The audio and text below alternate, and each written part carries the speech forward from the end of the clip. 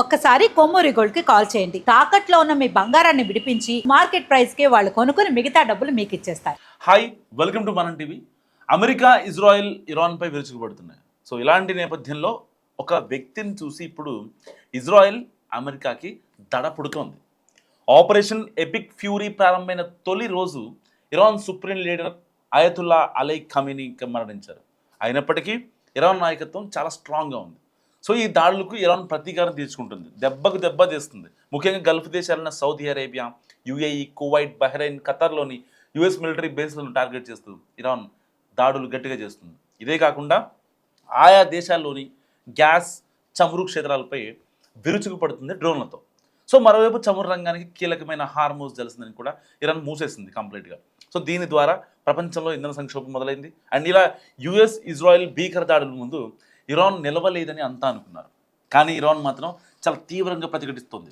So వెనుజులాలో మధ్యలోని దించి పాలన మార్చినంత ఈజీగా ఇరాన్లో పని అవుతుందని ట్రంప్ భావించాడు. కానీ కొద్ది రోజులకే తమ అంచనాలు తప్పాయని కూడా ఇప్పుడు ట్రంప్కి అర్థమవుతుంది.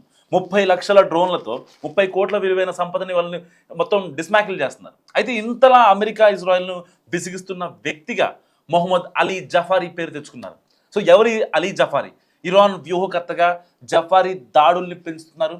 ఎవరి జఫారీ అంటే, సో ఇరాన్ మొజాయిక్ డిఫెన్స్ రూపశిల్పిగా మేజర్ జనరల్ మొహమ్మద్ అలీ జఫారీకి పేరుంది.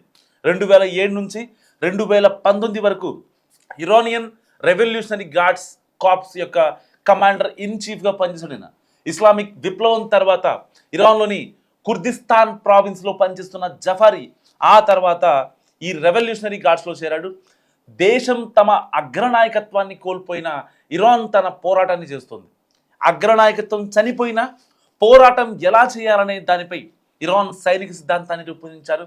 1979 నుంచి 1989 వరకు కొనసాగిన ఇరాన్ ఇరాక్ యుద్ధంలో జఫారీ పోరాడాడని మరియు రెవల్యూషనరీ గార్డ్స్లో క్రమంగా ర్యాంకుల ద్వారా ఎదిగడని కూడా తెలుస్తుంది.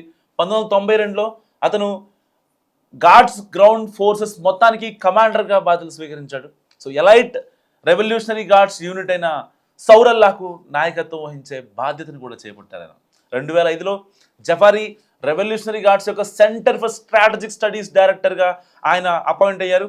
ఇరాన్ ఇరాక్ యుద్ధం 2003లో యుఎస్ నేతృత్వంలోని సంకీర్ణ సేవలు ఇరాక్పై దాడి నుంచి పాఠాలు నేర్చుకుని ఇరాన్ తన మొజాయిక్ సిద్ధాంతాన్ని రూపొందించడానికి కూడా యుఎస్ ఇన్స్టిట్యూట్ ఆఫ్ పీస్ నివేదిక తెలిపింది.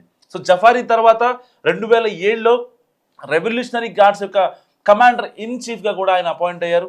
అండ్ యుఎస్ దళాలు చొచ్చుకుపోకుండా ఈ మొజాయిక్ రక్షణ అడ్డుగా నిలుస్తుంది.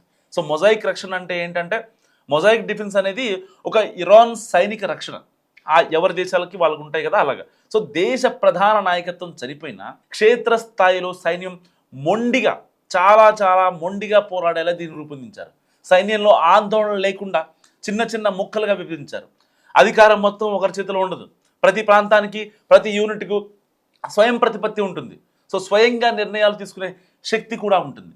సో పైనుంచి ఆదేశాలు రాకపోయినా స్థానిక కమాండర్లు తమ వద్ద ఉన్న ఆయుధాలు, వనరులతో నిర్ణయాలు తీసుకొని యుద్ధం చేయవచ్చు.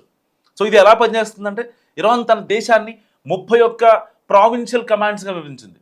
ప్రతి ప్రావిన్స్కు ఒక ప్రత్యేక సైనిక విభాగం ఉంది అండ్ నిఘా వ్యవస్థ ఉంది. సొంత ఆయుధాలు ఉంటాయి.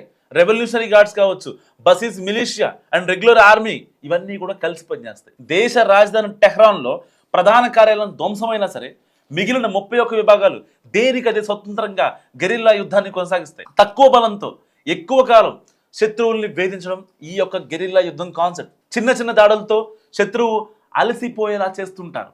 సో ఇన్ని ఎవరు చేస్తున్నారు? జఫార్ చేస్తున్నారు, మొహమ్మద్ జఫార్. సో 2 దేశాలని, అగ్రరాజ్యాన్ని, ట్రంప్ని కూడా వణికిస్తున్న ఈ జఫార్ గురించి మీరేమనుకుంటున్నారు? మస్తు కామెంట్ చేయండి.